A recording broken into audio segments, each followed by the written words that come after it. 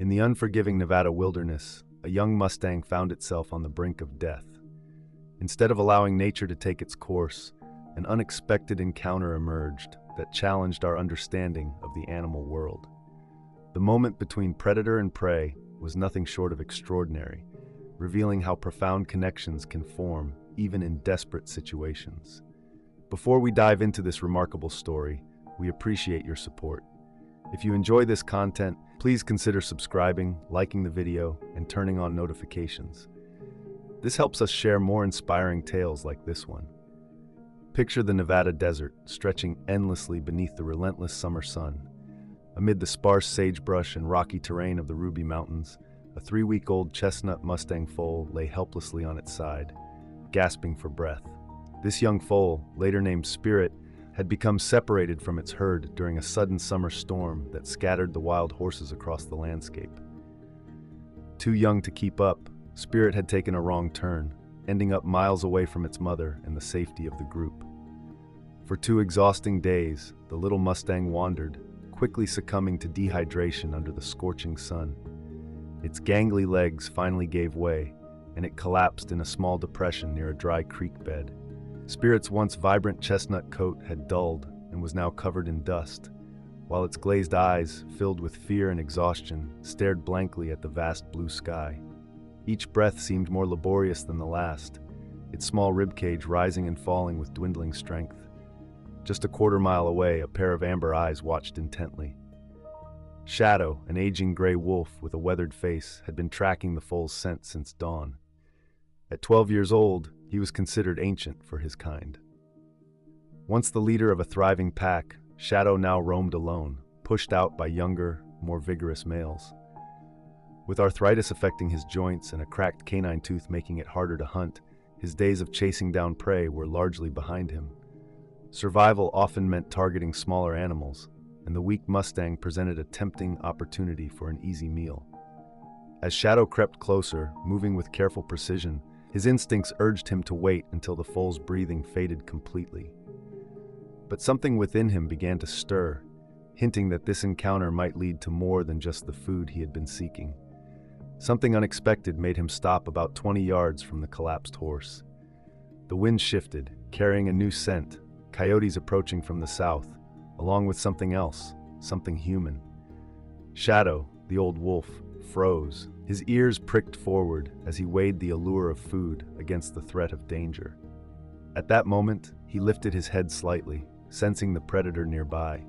Their eyes met across the dusty ground, revealing the dying innocence of prey and the ancient wisdom of a predator. Something intangible passed between them, a moment that transcended the natural order. Shadow took another step forward, his decision made. Yet he wondered what the old wolf would do next.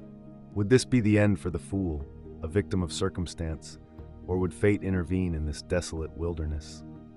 As the sun began to dip toward the horizon, casting long shadows on the desert floor, 2 solitary lives hung in the balance. Shadow crept forward, his gray muzzle low to the ground, amber eyes fixed on the foal. Every instinct, refined over countless generations, told him this was prey, vulnerable and dying, an easy meal in a harsh landscape where food was hard to come by. But something held him back. As Shadow moved closer, the foal made a feeble attempt to rise, managing to lift its head a few inches before collapsing again. That small movement sent dust swirling upward in the golden afternoon light. The wolf paused, watching the foal with a tilt of his scarred head. Curiosity piqued. Meanwhile, 10 miles away, Jessica Harmon navigated her battered pickup truck along a rough dirt road. At 32, she had dedicated the last decade of her life to wildlife biology, specializing in Nevada's wild horse populations. Recently, she began tracking the movements of the Ruby Mountain herd and had just received reports about a separated foal. "We're probably too late, Mark," she said to her colleague, who sat beside her, scanning the horizon with binoculars. "If the herd scattered during that storm 2 days ago, a foal on its own won't survive out here very long." Mark nodded gravely. "We still have to try. The satellite tracker shows the main herd about 15 miles north of here. If we find it alive, we might be able to reunite them." Jessica didn't answer, her knuckles turning white as she gripped the steering wheel. She had witnessed too many orphaned foals perish in these mountains to remain optimistic. Yet, she couldn't bring herself to give up without at least trying. Back at the dried creek bed, Shadow had made his approach. He stood just 5 feet away, nostrils flaring as he absorbed the scent of the dying mustang. The horse's eyes, once shining with life, now mirrored only fear and resignation. Shadow, the wolf, had encountered death many times as a pack leader, bringing it to countless prey animals over the years. But now, in his solitude and old age, something had shifted within him. Was it the wisdom gained from enduring in an unforgiving world? Or perhaps it was simply that his hunger wasn't fierce enough to overpower his curiosity. As he circled the foal slowly, examining it from every angle, Shadow noticed the young horse's labored breathing and trembling body, signs of dehydration and exhaustion. He recognized that this wasn't a quick death, it was a gradual and painful decline. In a surprising decision, the wolf laid down several feet away, resting his grizzled head on his paws. Here he would wait. Was he waiting for the foal to pass away, or for something else? Perhaps even Shadow himself wasn't entirely sure. As the afternoon shadows grew longer, the foal's condition worsened. Its eyes started to close, and consciousness began to fade. Then Shadow made an unexpected choice. Rising, he approached the dying horse and gently nudged its neck with his muzzle. When there was no response, he glanced toward a small depression nearby, where a tiny pool of water lingered from the recent storm. The conflict in his wise eyes was evident as he looked back and forth between the foal and the water. Meanwhile, miles away, Jessica's truck bounced over a rugged stretch of road. "I think I see something up ahead," Mark said, pointing to a rocky outcropping near a dried creek. What neither Jessica nor Mark could see yet was that in the dimming light of day, an old predator was making a choice that challenged everything they understood about nature. As dusk painted the desert in shades of purple and gold, Shadow decided to disregard his predatory instincts. Instead of waiting for the foal to die, the old wolf moved toward the small pool. He dipped his muzzle into the precious water, then turned back to the collapsed foal, droplets dripping from his fur. In a remarkable act, he began to lick the foal's dry muzzle, sharing moisture with its parched lips. This action was a testament to something deeper than mere survival. Deliberate and almost methodical, the ancient predator seemed to understand exactly what the young prey animal needed. The foal's eyelids fluttered as it felt the gentle nudge, while its dehydrated tongue made a weak attempt to lick its lips. Recognizing this small response, Shadow the wolf repeated his actions, moving back and forth between the water pool and the foal several times. On his third trip, he did something even more surprising. He tugged gently at the foal's mane, using just enough pressure to communicate his intent without causing any pain. After a few unsuccessful tries to wake the mustang, Shadow lay down beside the foal, pressing his warm body against its side to share heat as the desert night began to cool. Meanwhile, Jessica and Mark had left their truck a half-mile back, where the terrain became too rough to drive. They continued on foot, following the dried creek bed as daylight slipped away. "We should have brought the portable floodlights," Mark said, switching on his flashlight. "We're losing daylight fast." Jessica didn't respond right away. Her attention was drawn to movement ahead. Something gray stood out against the darkening landscape. "Mark," she whispered, gripping his arm. "Look, is that a wolf?" Mark raised his binoculars, adjusting the focus in the dim light. "I think so, and there's something else with it. Could it be our foal? But the wolf isn't attacking. That doesn't make sense." Jessica quickened her pace, unless the foal is already dead. As they approached, they moved carefully to avoid startling the wolf. What they saw made them stop in their tracks. The old wolf was lying beside the foal, and as they watched, he stood up and went to the water pool, returning to dampen the horse's muzzle. "That's impossible," Mark breathed. "Wolves don't." "I know what wolves do and don't do," Jessica interrupted, her voice barely above a whisper. "And this is something I've never seen documented anywhere." Suddenly, the wolf became aware of their presence. His head snapped up, amber eyes reflecting the beam of Mark's flashlight. Rather than fleeing like most wolves would, Shadow stood his ground, positioning himself between the humans and the foal. "He's protecting it," Jessica said, disbelief filling her voice.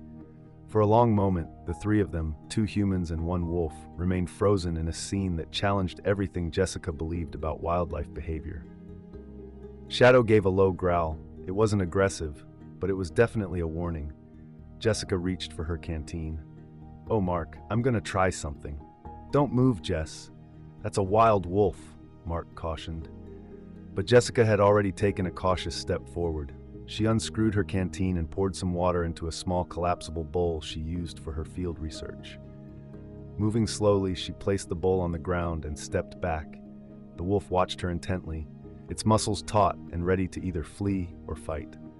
After Jessica and Mark had retreated a few steps, the wolf approached the bowl, sniffing it carefully before looking back at them. What happened next would change everything. Instead of drinking, the old wolf gently picked up the bowl in his jaws and carried it to the dying foal. As night enveloped the Nevada desert, the stars emerged to bear witness to an unusual alliance between predator, prey, and human. The question lingered: would this fragile connection be enough to save the foal's life?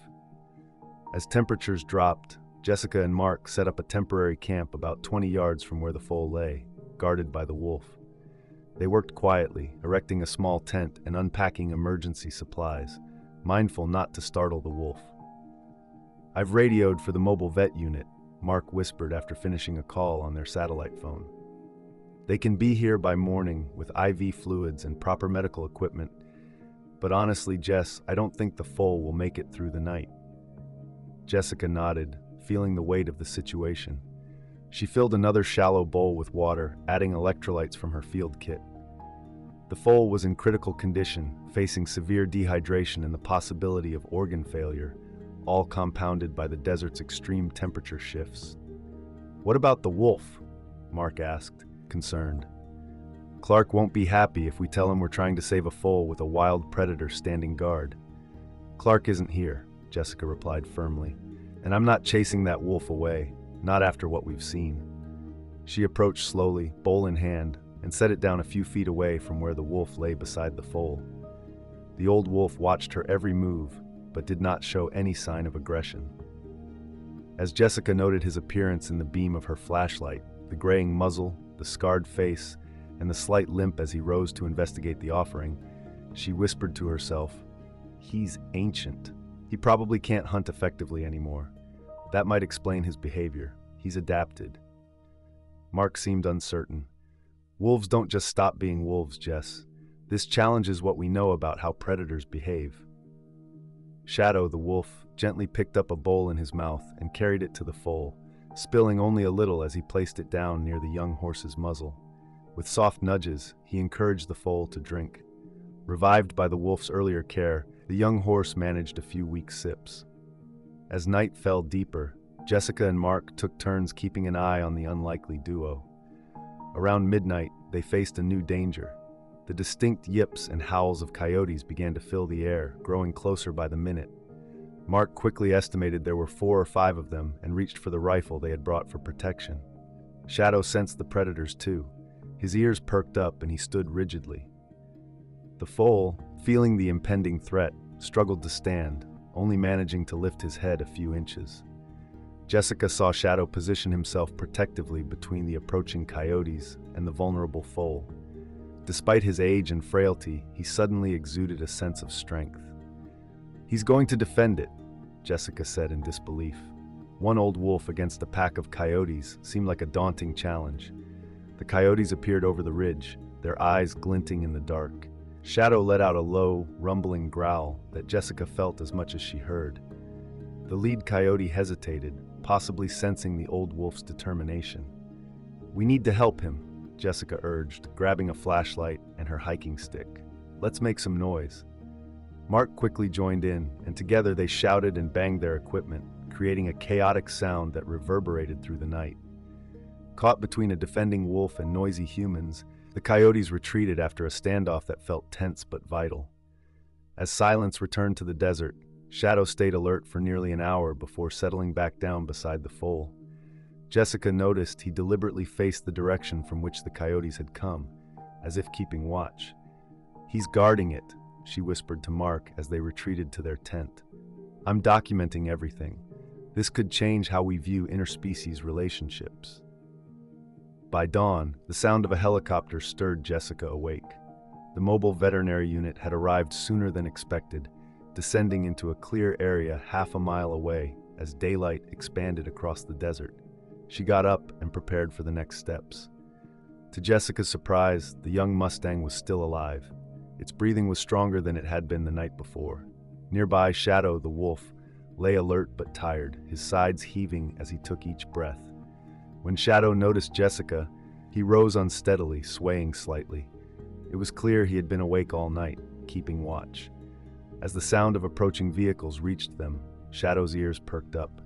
He glanced at Jessica, then back at the foal, and finally at her again. There was something in the wolf's wise eyes that seemed to communicate an important message, a sense of responsibility being passed on. After a final look at the foal, Shadow limped away toward the rocky outcroppings, his task seemingly complete. Jessica watched him go, realizing that the old wolf had done everything he could.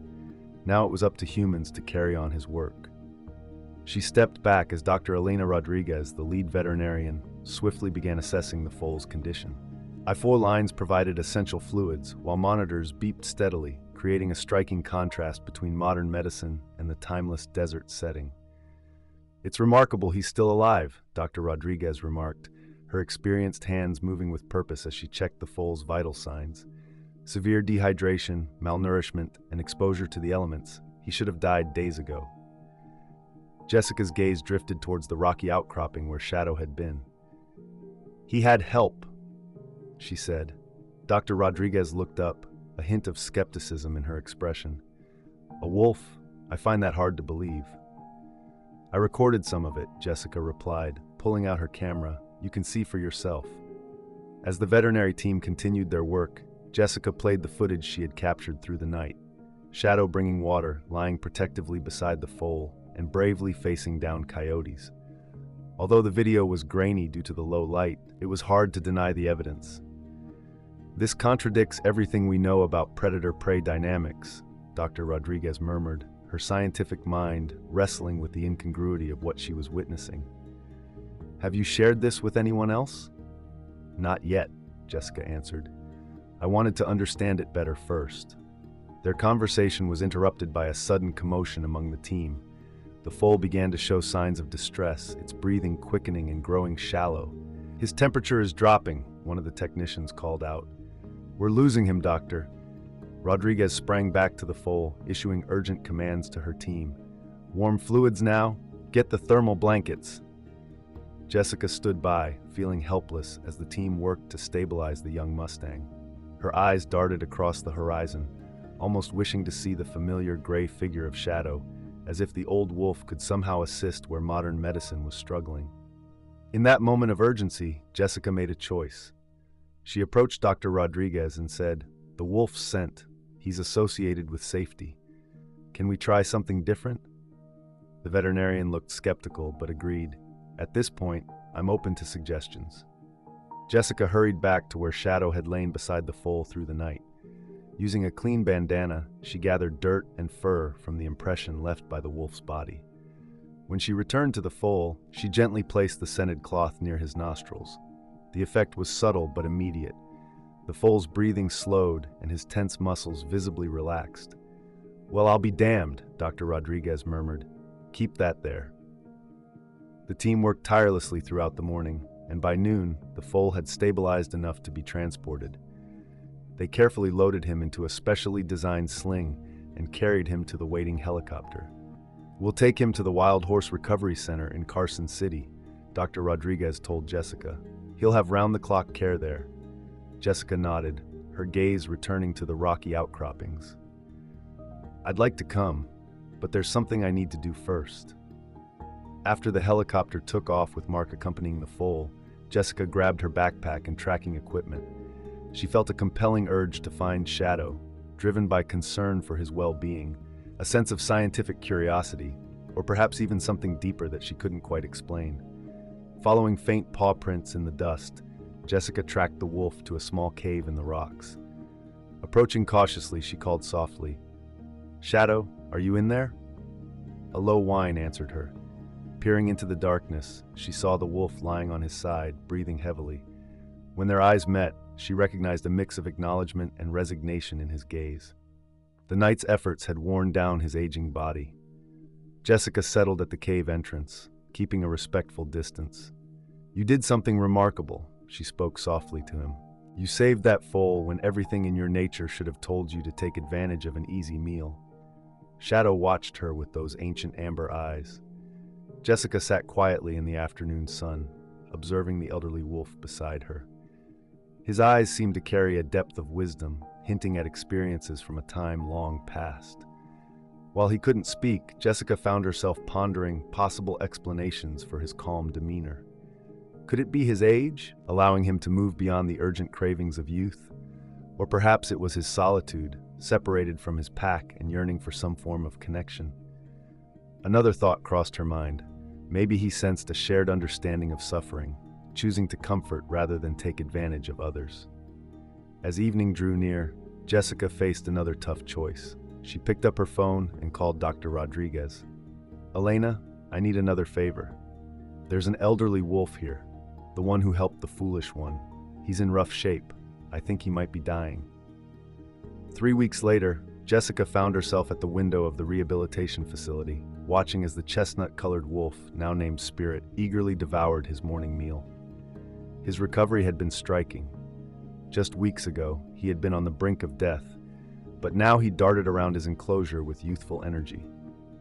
His blood work came back normal this morning, Dr. Rodriguez said as he joined Jessica at the window. "No lasting kidney damage from the dehydration, which is truly amazing. I think we can start planning his reintroduction into the wild herd next month." Jessica nodded, but her mind was elsewhere. "And what about Shadow?" Dr. Rodriguez's expression softened.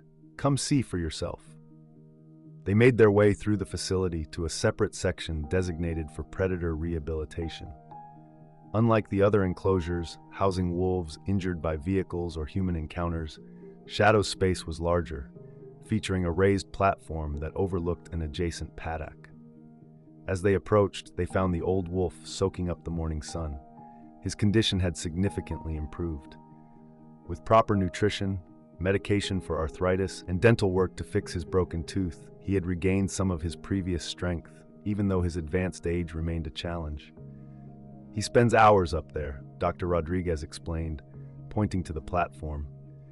"At first, we were puzzled by his fixation on that spot." Jessica couldn't help but smile. "It overlooks Spirit's exercise paddock, doesn't it?" "Exactly. When we moved the foal outside each afternoon, Shadow watched him closely, almost like a concerned parent. The staff began coordinating their schedules so they could see each other daily." Just then, as if on cue, Shadow's ears perked up at the sound of their voices. He rose stiffly and approached the fence, his amber eyes locking onto Jessica immediately. "Hello, old friend," she said, kneeling down to meet his gaze. Shadow whined softly, pressing his nose against the fence that separated them. Over the past few weeks, Jessica had visited regularly, and the wolf had come to recognize her presence, even seeming to expect her. "The board meets tomorrow to decide their futures," Dr. Rodriguez mentioned quietly. "Spirit's path is relatively clear, recovery followed by reintroduction. But Shadow..." She let her words fade. Both of them understood the complexities surrounding the older wolf. Shadow had become too accustomed to humans to be released back into the wild. Unlike other animals who had been raised in captivity, Shadow had once known true freedom. "I've been thinking about that," Jessica replied slowly. "What if there were a third option? One that honors both his wild nature and the special bond he shares with Spirit?" Later that afternoon, Jessica shared her proposal with the facility's board of directors, a group that included wildlife experts, veterinarians, and conservation advocates. "What we observed in the desert was more than just a rare event," she explained, presenting her research. "It was a clear example of interspecies empathy that challenges our basic understanding of wildlife behavior." She laid out her plan, a special sanctuary where both Shadow and Spirit could live out their lives, neither entirely wild nor completely captive. This space would allow them to maintain their unique connection while also serving as a learning opportunity for others. "This goes against everything we know about predator-prey dynamics," Dr. Rodriguez murmured, wrestling with the scientific implications of what she was hearing. "Have you shared this with anyone else?" "Not yet," Jessica responded. "I wanted to understand it better first." Their conversation was cut short by a sudden commotion among the team. The young Mustang had started to show signs of distress, his breathing quick and shallow. "His temperature is dropping," one of the technicians shouted. "We're losing him, doctor." Rodriguez sprang back into action, barking orders to her team. "Warm fluids now. Get the thermal blankets from the chopper." Jessica felt helpless as they worked to stabilize the young Mustang, her eyes scanning the horizon, irrationally hoping to see Shadow return. It was as if she believed the old wolf might somehow assist when modern medicine was struggling. In that moment of urgency, Jessica made a decision. Jessica approached Dr. Rodriguez, sharing her thoughts about the wolf's scent. "The foal associates it with safety," she explained, her voice urgent. Dr. Rodriguez looked skeptical but agreed, saying, "At this point, I'm open to suggestions." With determination, Jessica jogged to where Shadow, the wolf, had lain beside the foal during the night. Using a clean bandana, she carefully gathered dirt and fur from the spot where the wolf had been. Returning to the foal, she gently placed the scented cloth near his nostrils. The effect was subtle, yet immediate. The foal's breathing slowed a bit, and his tense muscles visibly relaxed. "Well, I'll be damned," Rodriguez murmured. "Keep that there." Throughout the morning, the team worked tirelessly. By noon, the foal had stabilized enough for transport. They carefully loaded him into a specially designed sling and carried him to the waiting helicopter. "We'll take him to the Wild Horse Recovery Center in Carson City," Dr. Rodriguez told Jessica. "He'll receive round-the-clock care there." Jessica nodded, her gaze drifting once more to the rocky outcroppings. "I'd like to come, but there's something I need to do first." After the helicopter departed, with Mark accompanying the foal, Jessica grabbed her backpack and tracking equipment. Something compelled her to find Shadow. Was it concern for his well-being, scientific curiosity, or something deeper that she couldn't quite express? Following faint paw prints in the dust, she tracked the wolf to a small cave nestled in the rocks. Approaching cautiously, she called out softly, "Shadow, you in there, old man?" A low whine answered her. Peering into the darkness, she saw the wolf lying on his side, breathing heavily. His eyes met hers, filled with recognition but also a kind of resignation. The night's exertions had taken a toll on his aging body. Jessica settled at the cave entrance, maintaining a respectful distance. "You did something impossible," she said quietly. "You saved that foal when everything in your nature should have told you to take advantage of an easy meal." Shadow watched her with his ancient amber eyes, seeming to hold the wisdom of countless generations. While he couldn't respond, as Jessica sat with him through the afternoon, she began to form her own theories. Perhaps his age meant he was no longer driven by youthful hunger. Maybe his solitude, separated from his pack, led him to seek some form of connection. Or perhaps it was something else altogether. There's something profound about understanding suffering that goes beyond words or species. It's a shared recognition, leading to the choice to help instead of taking advantage. As evening approached, Jessica faced a tough decision. She reached out to Dr. Rodriguez. "Elena, I need another favor. There's an elderly wolf here, the one who helped the foal. His condition is poor, and I fear he might be dying." 3 weeks later, Jessica stood by the rehabilitation facility's viewing window, watching Spirit, the chestnut foal, happily devour his breakfast. His transformation was remarkable. Once barely clinging to life, he was now full of energy, frolicking around his enclosure. Dr. Rodriguez joined her, sharing the good news. His blood work returned normal this morning. No lasting kidney damage from the dehydration, which is quite miraculous. We can start planning for his return to the wild herd next month. Jessica nodded, her mind drifting to another wolf. "And Shadow?" she asked, her concern clear. Dr. Rodriguez's expression softened. "Come see for yourself." They made their way to a different section of the facility, designed specifically for predators. Shadow's space was larger, featuring a raised platform that overlooked an adjacent paddock. When they reached him, Shadow was dozing in the morning sun. His condition had improved significantly, much like Spirit's. Thanks to proper nutrition, arthritis medication, and dental work on a broken tooth, he had regained some previous vitality, though though age would remain an unalterable factor. He spends hours up there, Dr. Rodriguez noted, gesturing toward the platform. At first, we couldn't understand why he was so attached to that spot. Jessica smiled. It overlooks Spirit's exercise paddock, right? Exactly. When we move the foal outside each afternoon, Shadow watches him like a protective parent. The staff had begun coordinating their schedules so the two could see each other daily. As if on cue, Shadow perked up at the sound of their voices. He slowly approached the fence, his amber eyes locking onto Jessica's. "Hello, old friend," she said as she knelt to meet his gaze. "You're looking better." Shadow responded with a gentle whine, pressing his nose against the dividing fence. Jessica had visited regularly, and he had come to recognize her presence, even eagerly awaiting her visits. "The board meets tomorrow to decide their futures," Dr. Rodriguez mentioned, bringing Jessica back to the moment. The path for Spirit's recovery and eventual reintroduction seems straightforward. However, the situation with Shadow complicates things. He is an elderly wolf who has become too accustomed to human presence for a successful release back into the wild. Yet, unlike other wolves that have spent their lives in captivity, Shadow experienced a true life of freedom at one point. "I've been thinking," Jessica began thoughtfully, "what if there's a third option? One that respects both his wild instincts and the special bond he shares with Spirit." Later that day, Jessica shared her idea with the board of directors, a group comprised of wildlife specialists, veterinarians, and conservationists. "What happened in the desert wasn't just a rare event," she explained, backing her claims with thorough research.